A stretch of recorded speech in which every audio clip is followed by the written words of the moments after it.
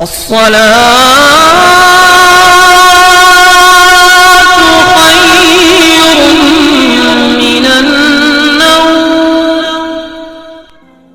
علیکم ورحمۃ اللہ تعالی وبرکاتہ۔ میں ہوں رشید اختر اور آپ دیکھ رہے ہیں سجاد نظامی ورلڈ۔ دوستو، آج میں ان لوگوں کے سوال کا جواب لے کر کے حاضر ہو رہا ہوں جن لوگوں نے کمنٹ میں مجھ سے پوچھا ہے کہ گھر میں ہم تراویح کس طریقے سے ادا کریں گے۔ لاک ڈاؤن میں تراویح کی نماز کا مسئلہ، تراویح کس طریقے سے پڑھنی چاہیے اور گھر پہ ہم لوگ کیسے پڑھیں، مرد عورت سب کے لیے ہے یا صرف عورتوں کے لیے یا پھر مرد کے لیے کیا ہے۔ انشاءاللہ پورا شروع سے لے کے آخر تک یہ ویڈیو دیکھیں، آپ کے بہت کام آنے والا ہے، کیونکہ بس رمضان ان قریب ہیں۔ انشاءاللہ آج 25 تاریخ ہو چکی ہے اور رمضان شریف بس چار یا 5 دن کے بعد انشاءاللہ تعالی ہم تراویح کی نماز ادا کریں گے۔ مسجدوں میں نہیں بلکہ اپنے گھروں کے اندر پڑھنا ہے، کیونکہ لاک ڈاؤن کے چلتے ہوئے۔ آئیے یہاں سے شروع کرتے ہیں۔ میری تھوڑی سی گزارش ہے کہ شروع سے لے کے آخر دیکھنا، آخر تک اس ویڈیو کو پورا دیکھنا، ٹھیک ہے؟ انشاءاللہ سب کچھ آپ کو اس ویڈیو میں ملے گا، اور آگے شیئر ضرور کرنا تاکہ جو لوگ اس چیز سے انجان ہیں کہ گھر پر کیسے پڑھیں، کیونکہ پہلی بار کا معاملہ ہے کہ آج تک ایسا تو ہوا نہیں ہے کہ تراویح کی نماز ہم نے گھر پر پڑھنی ہے، لیکن اس بار جو ہے مسجد میں نہیں جا سکتی لاک ڈاؤن کے چلتے ہوئے، اس لیے ہر انسان تک یہ ویڈیو پہنچا دینا۔ شروع کرتے ہیں، اس سے پہلے تھوڑی سی گزارش، چینل پر نئے چینل کو سبسکرائب کر لیں، بیل آئیکن یعنی گھنٹے کو آن کر لیں، ویڈیو کو لائک کر دیں، زیادہ سے زیادہ شیئر کر دیں۔ آئیے یہاں سے شروع کرتے ہیں انشاءاللہ لاک ڈاؤن میں گھر پر تراویح پڑھنے کا مسئلہ، ٹھیک ہے؟ تراویح کی نماز کا مسئلہ 14 اپریل کو، پہلی چیز تو 14 اپریل کو لاک ڈاؤن کھلنے والا تھا، تو اس سے یہ پتہ ہوا کہ ہر انسان کو خوشی ہونے والی تھی کہ 14 اپریل میں جو ہے لاک ڈاؤن کھل جائے گا، انشاءاللہ رمضان اچھی طریقے سے گزریں گے۔ لیکن 14 اپریل کو جیسے ہی لاک ڈاؤن کی تاریخ بڑھی، ادھر مسلمانوں کی بھی بے چینی بڑھنا شروع ہو گئی۔ پھر کیا تھا، لوگوں کے دھڑا دھڑ کال اور میسیج آنا شروع ہو گئے۔ سب کو بس ایک ہی فکر تھی کہ تراویح کی نماز کا اب کیا ہوگا، تراویح کی نماز کس طرح ادا کریں گے ہم لوگ، کس طرح ادا کی جائے گی، اور یہ سلسلہ ابھی تک جاری ہے۔ تو انشاءاللہ آج کچھ باتیں تراویح کے حوالے سے بیان کریں گے کہ آخر لوگ تراویح کے لیے اتنا فکر مند کیوں ہیں اور وہ گھر میں کیسے ادا کریں گے، ٹھیک ہے؟ قارئین اکرام، سب سے پہلے تو ہم تراویح کی فضیلت بیان کریں گے۔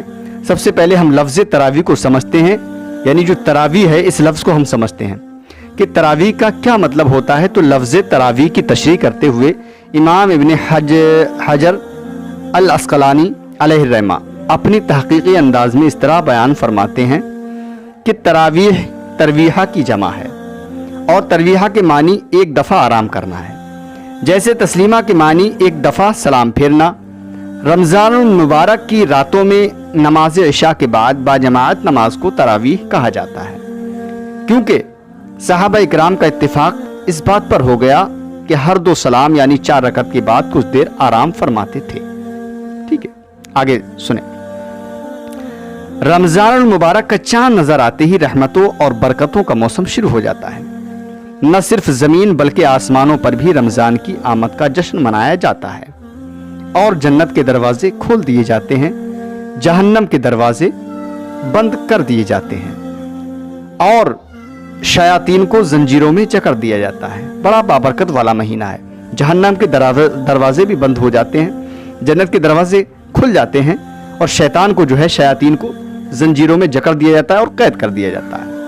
اس ماہ مبارک کے شروع ہونے کے بعد سب سے پہلے ہم جس عبادت سے لطف اندوز ہوتے ہیں وہ تراویح ہے، یعنی کہ پہلے بھائی روزہ تو ہوتا نہیں، جیسی چاند دکھتا ہے یا کہیں سے شہادت ملتی ہے سب سے پہلے ہم لوگ تراویح ادا کرتے ہیں، لطف اندوز ہوتے ہیں، تو وہ تراویح ہے۔ تراویح چاند دیکھنے کے بعد سے ہی شروع ہو جاتی ہے، ٹھیک ہے؟ کبھی آپ نے سوچا ہے کہ آخر تراویح چاند دیکھنے کے بعد کیوں شروع ہو جاتی ہے؟ آپ نے سوچا ہے کبھی؟ ایسا بھی ہو سکتا ہے کہ چاند دیکھنے کے بعد اگلے دن روزہ رکھنے کے بعد رات میں تراویح پڑھی جاتی، لیکن ایسا نہیں ہوتا، ایسا نہیں ہوتا ہے، بلکہ رمضان کی عبادت تراویح سے شروع ہوتی ہے۔ وہ ایسا اس لیے ہوتا ہے کہ روزہ فرض ہے اور تراویح سنت ہے، ٹھیک ہے؟ اور رب کی رحمتوں نے یہاں یہ سمجھایا کہ اس ماہ مبارک کی عبادت کا آغاز سنت مصطفیٰ سے کیا جائے تاکہ فرض عبادت کے لطف میں، یعنی کہ فرض عبادت کے مزے میں اور 4 چاند لگ جائیں۔ سبحان اللہ تعالی عالم، ٹھیک ہے؟ آگے بڑھتے ہیں ناظرین اکرام۔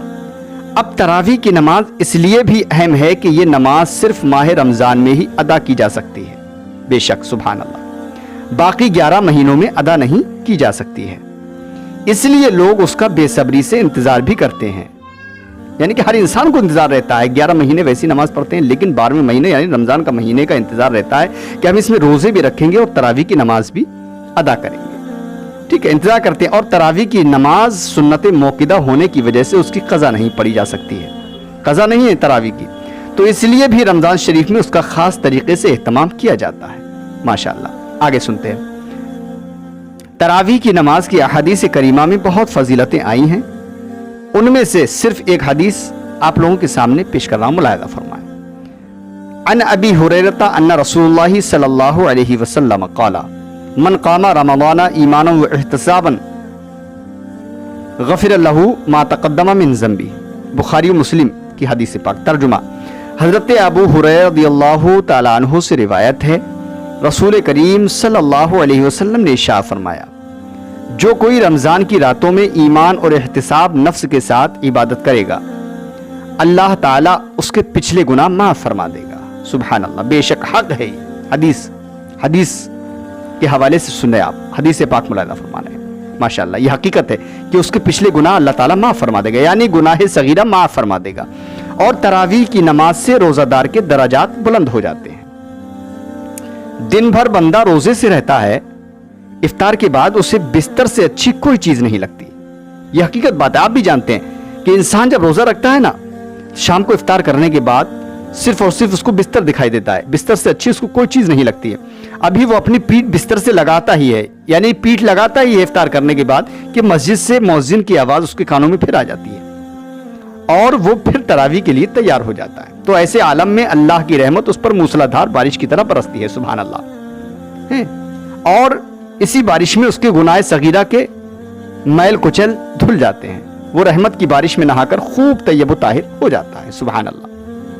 اس کے ساتھ ساتھ ہم یہ بھی جانتے چلیں کہ تراویح کی نماز کتنی رکعت پڑھنی ہے. سنیں تو حضور صلی اللہ علیہ وسلم اور صحابہ اکرام رضوان اللہ تعالی علیہم اجمعین کے طرز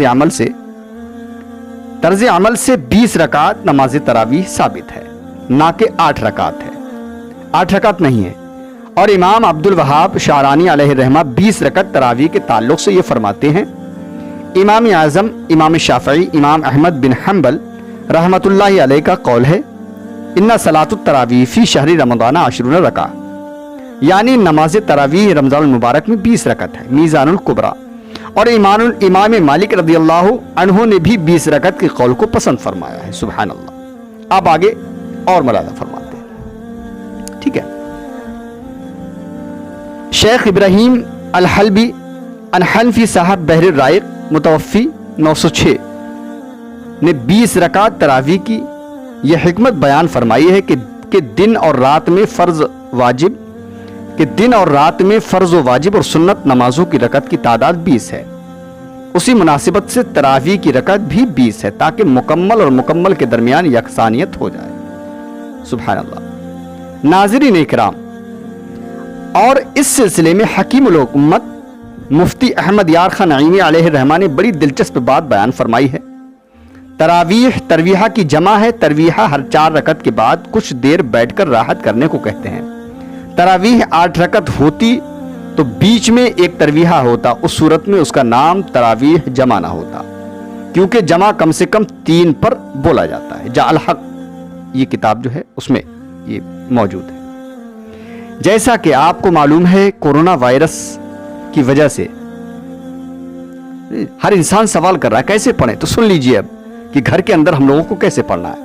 آگے شیئر ضرور کرنا, ہر انسان کو یہ ویڈیو پہنچ جائے تاکہ جن لوگوں کو ابھی اس چیز کی نالج نہیں ہے, معلوم نہیں ہے, ہر انسان کو یہ نالج ہو جائے, پتہ چل جائے. جیسا کہ آپ سب کو معلوم ہے کورونا وائرس کی وجہ سے پورے ملک میں 3 مئی 2020 تک لاک ڈاؤن ہے. اس صورتحال میں تراویح کی نماز کس طرح ادا کی جائے گی؟ سب کے ذہنوں میں اس وقت یہی مسئلہ گردش کر رہا ہے. اس مسئلے کو بھی سمجھ لیں. تراویح کی نماز سنت موقدہ ہے, مرد عورت دونوں کے لیے. یعنی تراویح کی نماز جو ہے وہ سنت موقدہ ہے, عورتوں کے لیے بھی ہے اور مردوں کے لیے بھی.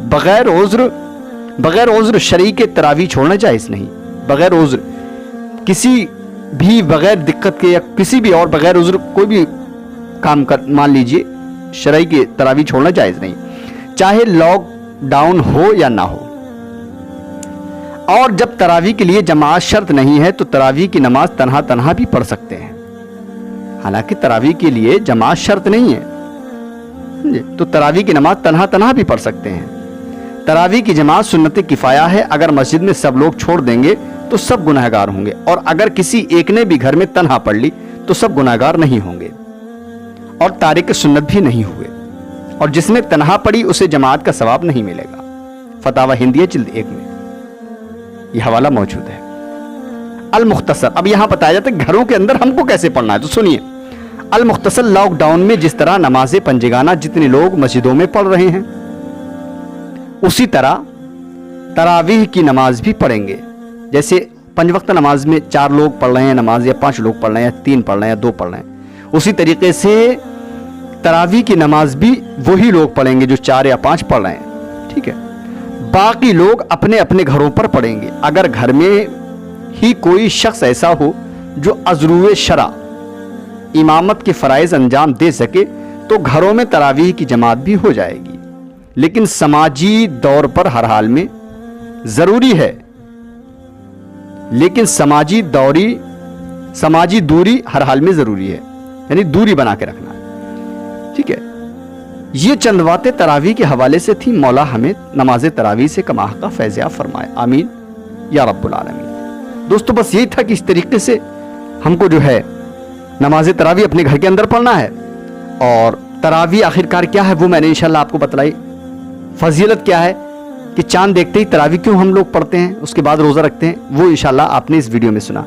امید کرتا ہوں انشاءاللہ تعالی آپ کو بھی پسند آئے گا، اور آپ چاہیں گے تو دوسرے لوگوں کو سمجھانے کے لیے، معلومات حاصل کرانے کے لیے دوسرے لوگوں تک ضرور پہنچا دینا۔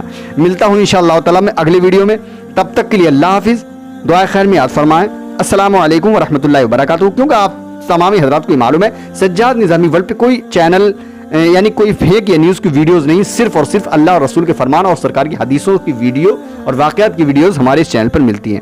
تو ایسے ہی بنے رہیے، پیار دیتے رہیے، انشاءاللہ ملتا ہوں۔ السلام علیکم۔